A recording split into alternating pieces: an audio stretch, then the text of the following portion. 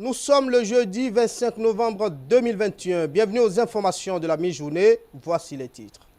Tenu ce mercredi du Conseil des ministres, à l'issue des travaux, il a été décidé du renforcement du système d'alimentation en eau potable dans les villes de Ouidah et environ, de même que la confection de la liste électorale informatisée. Les précisions sont à suivre.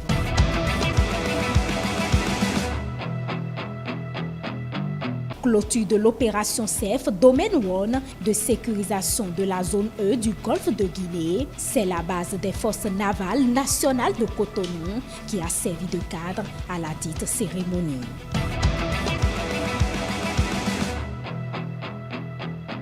Démarrage ce 25 novembre du Salon international de modernisation agricole et agroalimentaire du Bénin, une foire qui vise à valoriser les produits agricoles locaux. À la faveur d'une conférence de presse, les organisateurs ont donné de plus amples explications sur le déroulement du salon.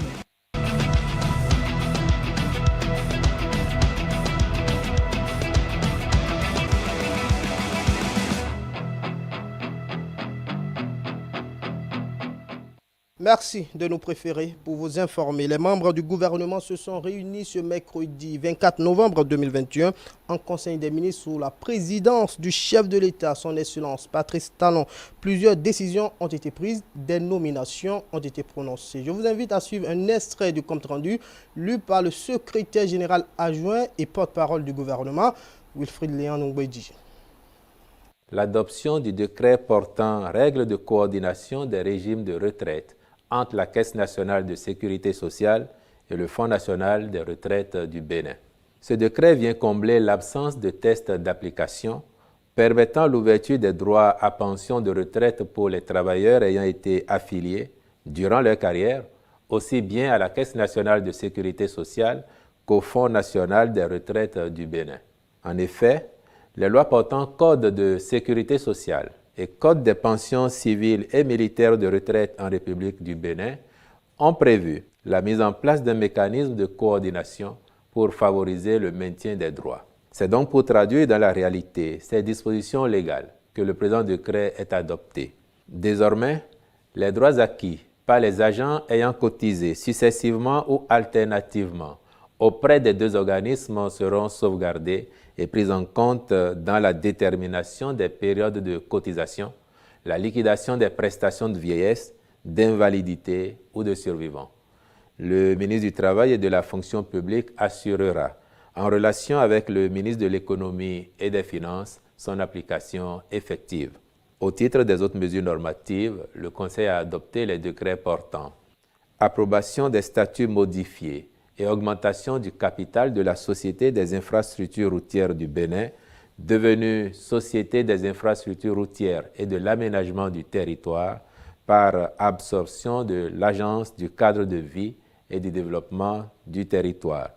Puis, nomination des membres du conseil d'administration de la Société des infrastructures routières et de l'aménagement du territoire.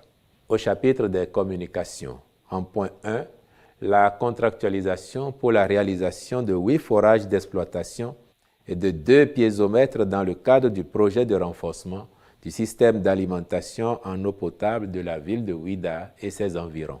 Dans le but d'assurer convenablement la desserte en eau potable des sites abritant les infrastructures touristiques qui se mettent en place dans cette ville, il s'est avéré impérieux de relever la capacité de production qui est de 235 mètres cubes par heure pour un besoin de 300 mètres cubes heure. Les présents travaux visent donc à renforcer le système actuel d'alimentation en augmentant sa capacité de production, de traitement, de stockage, ainsi que l'extension du réseau de distribution. Les travaux consisteront notamment, outre la réalisation de 8 nouveaux forages et de 2 piézomètres, à fournir et installer des équipements hydrauliques, électriques et électromécaniques des 8 forages, construire et équiper une station de traitement d'eau potable d'au moins 800 mètres cubes par heure, construire un nouveau réservoir semi-enterré de 1000 mètres cubes et un nouveau château d'eau de 1750 mètres cubes.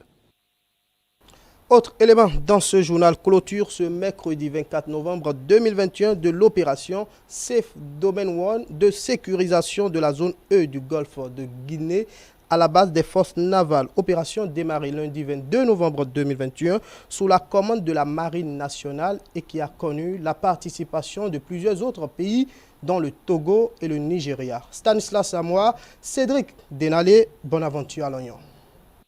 C'est une cérémonie de clôture de l'opération de sécurisation de la zone E du golfe de Guinée qui se tient ici à la base des forces navales.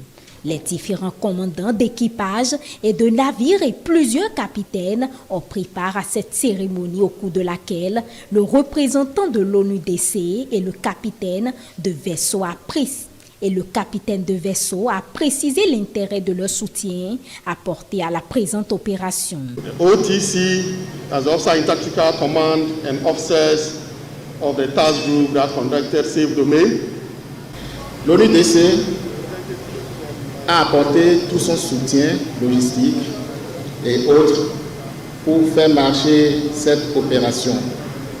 D'habitude, ils sont dans un soutien constant pour pouvoir rendre les eaux maritimes sûres et la zone du golfe de Guinée sûre. My remark is going to be brief, but before I take my seat, I would like to acknowledge the contribution financière de la République du Danemark, de la Norvège et du Portugal. Cette opération conjointe, menée par l'ensemble des équipes ainsi que le personnel du Centre maritime multinational de coordination et le personnel auxiliaire est salué et leur mérite reconnu devant l'assistance. It is with great pleasure that I welcome you to the closing ceremony of Operation Safe Domain 1. Le directeur du Centre maritime multinational de coordination de la zone E remercie particulièrement les commandants des navires et leurs équipages pour le professionnalisme qu'ils ont eu à mettre en œuvre pour pouvoir accomplir cette opération et patrouille conjointe. Un satisfait va à l'endroit du personnel du Centre maritime multinational de coordination, le staff et le personnel auxiliaire pour tout le sacrifice et les efforts qu'ils ont consentis dans l'organisation de cette opération et patrouille maritime conjointe. La sécurisation des espaces dans le domaine du golfe de Guinée doit être pérennisée pour le bonheur des populations et la présente opération mérite d'être répétée afin de renforcer le climat de sécurité dans la sous-région et au large des côtes maritimes.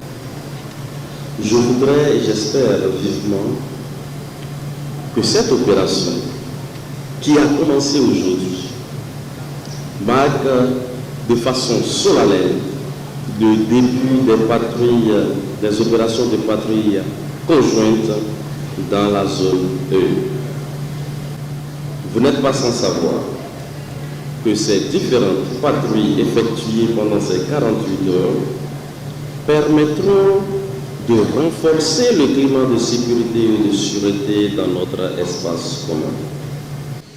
Nous remercions en premier lieu le chef d'état-major de la Marine nationale béninoise pour son engagement personnel pour la réussite de cette opération et bien sûr, à travers lui, les chefs d'état-major des marines, sœurs togolaises, nigérianes et nous n'oublions pas le haut commandant de la gendarmerie du Niger.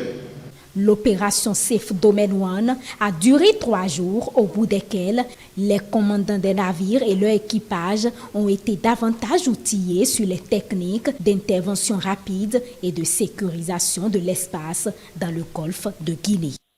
C'était donc un reportage de Stanislas Samoa présenté par Stélia Padono. Ce journal se poursuit. Le ministère du Tourisme, de la Culture et des Arts a procédé ce mardi 23 novembre 2021 au lancement d'un atelier de formation des journalistes culturels sur les missions et attributions du Fonds des Arts et de la Culture. Plusieurs journalistes et animateurs culturels ont pris part à cet atelier qui vise à mieux les outiller en techniques de rédaction et de production de presse adaptés à la culture. Stanislas Samoa. Les journalistes culturels du Bénin renforcent leurs capacités à travers cet atelier initié à leur endroit et qui retrace les réformes au Fonds des arts et de la culture ainsi que les techniques rédactionnelles de production de presse culturelle relatives aux projets financés par le Fonds et aux activités du ministère du Tourisme, de la Culture et des Arts. L'objectif est clairement présenté à l'assistance à l'ouverture des travaux. En décidant d'informer les journalistes culturels sur les réformes au Fonds des arts et de la culture, tout en renforçant les capacités en technique rédactionnelle de production de presse culturelle relatives aux projets financés par la dite institution, le ministère en charge de la culture entend apporter une réponse à la demande incessante d'informations sur les réalités internes de cette structure afin de mettre tout le monde à l'aise dans ses relations avec elle. C'est une nouvelle approche de communication initiée par le Fonds des arts et de la culture pour plus d'impact et une meilleure compréhension de ces actions par les cibles concernées.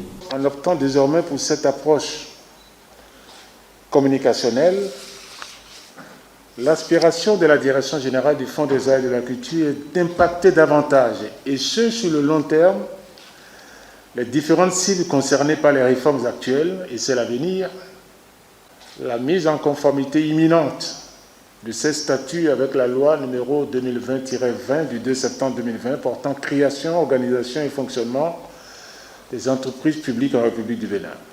Et au terme de cette formation, vous serez mieux outillés sur le fonctionnement, les enjeux et les défis du Fonds des arts et de la culture. Selon les initiateurs de cet atelier, le Fonds des arts et de la culture est souvent perçu à tort dans ses prérogatives et il urge de replacer l'institution dans son contexte initial qui participe à la promotion de la culture dans notre pays.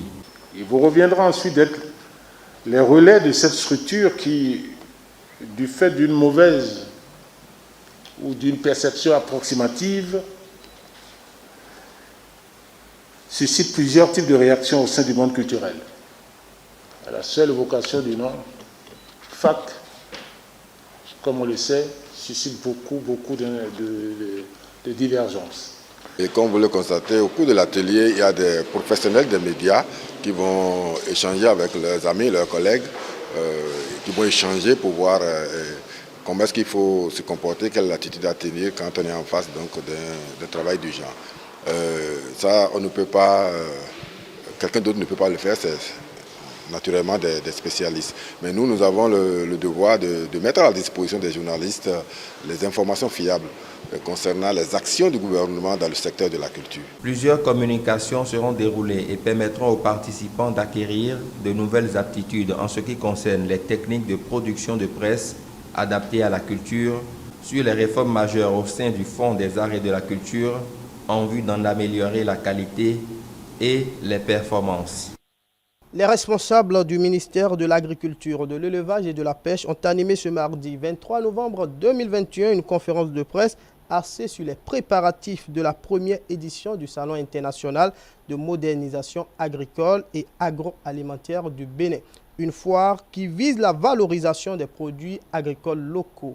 Les précisions dans cet élément de Aziz Adam Soulé.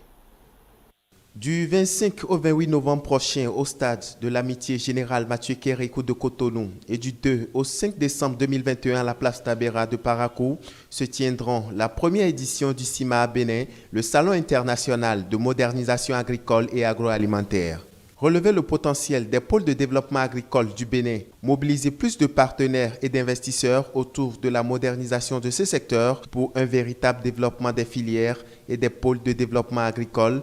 Tel est l'objectif visé. Ce n'est pas nouveau, on fait des foires, il y a des foires, tout le monde est habitué à cela. Et ceci a quelque chose de différent en ce sens que d'abord, ça se concentre sur le concept de modernisation de l'agriculture. Il faut attirer davantage d'investissements parce que malgré tous ces efforts, il faut le dire, il y a encore des petits points faibles. L'investissement privé, ce n'est pas encore ça. C'est vrai qu'on a des industriels qui s'installent, des nouvelles chaînes de valeur qui s'opèrent. Quand on voit ce que nous dit la BCEAO, les gens font plus de crédit aujourd'hui pour investir dans l'agriculture, mais il reste que nous avons encore besoin de renforcer le secteur privé dans l'agriculture Et donc, de ce point de vue, ce salon vise donc à présenter ce que nous sommes en train de faire, les résultats qui sont déjà là, en quoi est-ce que c'est intéressant, mais aussi rassurer les acteurs et que tout cela soit renforcé, surtout avec l'implication des acteurs du privé. La SONAMA, la Société nationale de mécanisation agricole, est l'un des partenaires techniques qui accompagne l'événement, une occasion pour exposer aux entrepreneurs agricoles le potentiel existant au Bénin. La SONAMA joue un rôle très important parce que la SONAMA accompagne les agriculteurs béninois, quels que soient leurs moyens, pour qu'ils puissent acquérir des matériels agricoles à coût subventionné. Et le gouvernement béninois accompagne les agriculteurs en subventionnant de moitié le prix d'acquisition des matériels, mais aussi à travers d'autres structures comme le FNDA, à les accompagner dans le financement de l'autre moitié qui leur revient. Mais aussi nous les accompagnons dans l'acquisition de ces machines-là et dans l'utilisation efficace de ces machines-là. Le ciment est une occasion pour la SONAMA de montrer tout ce qui se fait au niveau du ministère de l'Agriculture, de l'Élevage et de la Pêche en matière de mécanisation agricole, de modernisation agricole, parce que nous allons, au cours du ciment, montrer non seulement les machines que nous avons, mais les services que nous mettons à disposition des agriculteurs et aussi leur présenter les facilités d'accès à ces machines-là et puis leur donner des conseils par rapport à leurs difficultés qu'ils ont sur le terrain. L'agriculture béninoise à l'ère de la territorialisation, les grands défis et enjeux de la modernisation. C'est le thème qui focalise les attentions à cette première édition. C'est donc une occasion pour valoriser les implications du secteur privé aux côtés du secteur public dans l'atteinte des objectifs de la modernisation et du développement de ce secteur. Un dernier élément pour mettre fin à ce journal de la mi-journée. L'Institut français de Cotonou a procédé ce mercredi 24 novembre 2021 au lancement du Salon de livres Compagnons des apprentissages, Salon du LICA. Ceci pour le bonheur de ses lecteurs. L'activité s'étend du 24 au 28 novembre. Les précisions dans cet élément de Mathieu Bocor et de Edouard Capot. Professionnels, institutionnels et promoteurs du livre de jeunesse au Salon du livre Compagnons des apprentissages initiés et financé par l'Agence française de développement mise en œuvre par l'UNESCO et l'Institut français, ceci à travers le projet Ressources éducatives. Le Salon du livre de jeunesse et de la presse, rebaptisé Salon du livre Compagnons des apprentissages, Salon LICA, répond donc à l'aspiration de la composante 3 du projet Ressources éducatives, intitulé Lire pour apprendre.